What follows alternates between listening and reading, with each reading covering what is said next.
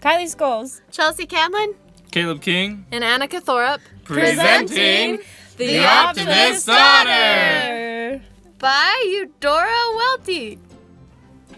Caleb King playing Judge McKelva, who was an old man who recently remarried Faye. He is also the father of Laurel, played by Annika Thorup, who is a girl in her 30s who is very friendly and kind and has lots of friends back home in Mississippi.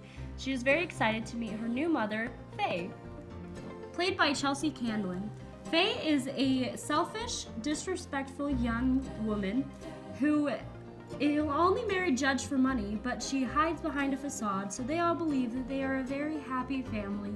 Narrated by the lovely, beautiful Kylie Scholes. Whatever. Let's carry on with the story.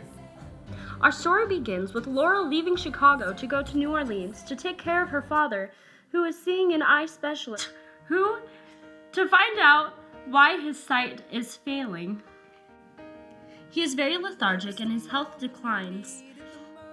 Faye attempts to comfort Laurel in her time of need after finding out of her father's tragic story. But it doesn't end up working. And then they have to decide whether or not they should have a surgery for his eye. Faye believes that it is not okay to get the surgery, while Laurel is rooting for her father. He ends up getting the surgery and begins his recovery in the hospital. He continues his journey through recovering from his severe surgery.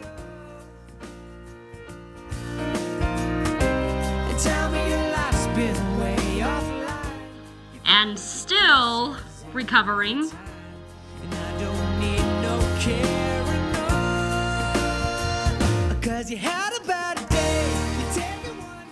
And while he was recovering, Laurel and Faye begin to bond.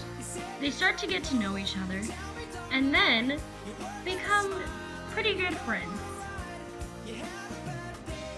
But eventually, Laurel starts to fail in getting to know Faye, and she begins to see Faye's real personality of selfishness.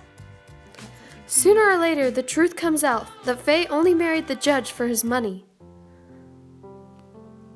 When Judge McClurville finds of his wife's evil doings, he literally dies of a broken heart. When Laurel finds out about her father's death, she is devastated and mourns over his dead body. Meanwhile, Faye rejoices in her hopes to receive an inheritance from her dead husband. Faye and Laurel attend the funeral of their spouse and father. After the funeral, Laurel is comforted by dear friends from her hometown. Meanwhile, Faye reunites with her family, who happens to be very snobby. While conversing with her uncle, she receives the invitation to move with her family to their hometown.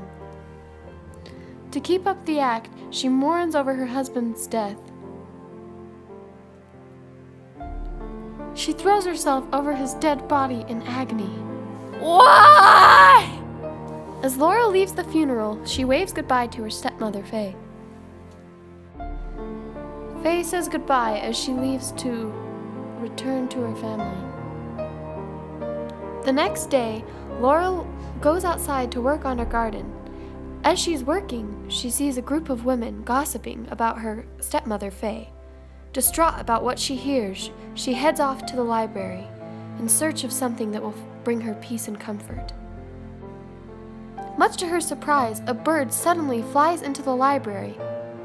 Caught off guard and slightly frightened, she shuts the bird in the door. The sad little bird reminds Laurel of her life and how she is trapped.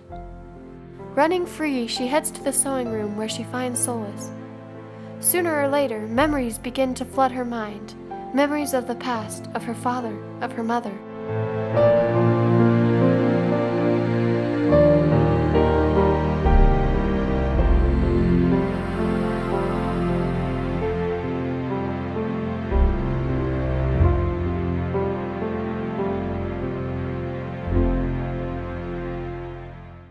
From the first time since her father's death, she begins to find joy and is truly free, like this bird.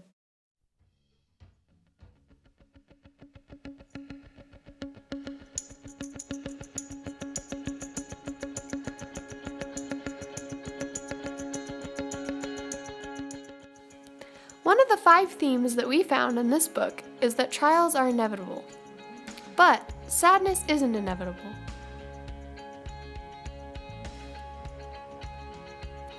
You can be happy after the storm. Just because Laurel's father didn't mean that she had to live in despair. She could be happy again, like this grandpa.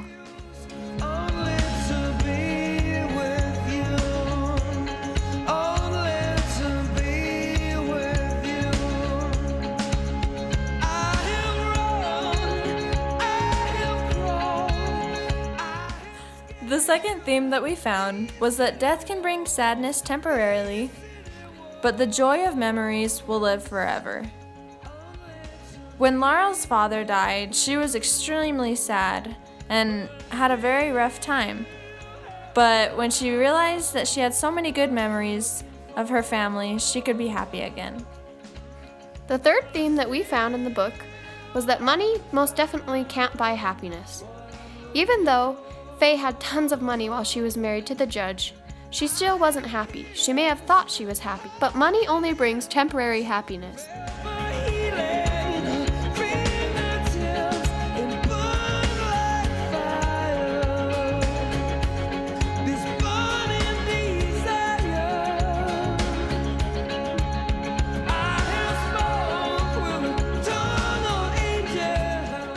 Our fourth theme is you can be physically healed, but emotionally broken. In the story, Judge is able to overcome his surgery quite well and recover. But his seemingly surprising death only occurs when his wife, Faye, decides to tell him the reasons why she married him, for the money. Because of this, he dies. It's very sad. And he doesn't die because of the surgery. He dies because of the heart. The final theme that we found was that true love can keep you optimistic in any circumstance. Even though Laurel had a really sad life, she was able to be happy and overcome her challenges because she had true love. Not just for a man, but for her father, her family, and her friends. She loved life.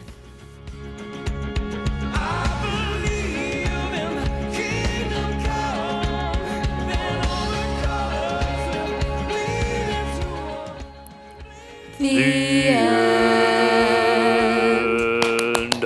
Yeah!